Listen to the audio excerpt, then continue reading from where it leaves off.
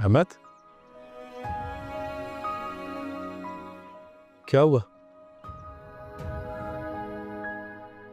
राकत भाई कल लिखा है। सॉरी अहमद, मैं इस मामले में तुम्हारी कोई मदद नहीं कर सकता। आप मेरी मदद नहीं कर सकते लेकिन अपनी बहन की तो कर सकता है ना। एक ही बात है अहमद, और खुद को संभालो। तुम्हारी हालत देख के तो मैं परेशान हो गया हूँ, तो आंटी का क्या हाल होगा? पहले भी उनकी तबीयत ठीक नहीं है।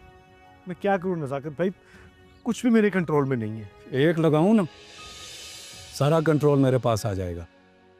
आप मुझे मारें, आप कुछ जो करना है करें, लेकिन प्लीज ये जुल्म होने से रोक लें। देखो अहमद, जिस तरह वशमा मेरे लिए है, तुम भी बिल्कुल उसी तरह हो। लेकिन मुझे माफ़ कर देना यार।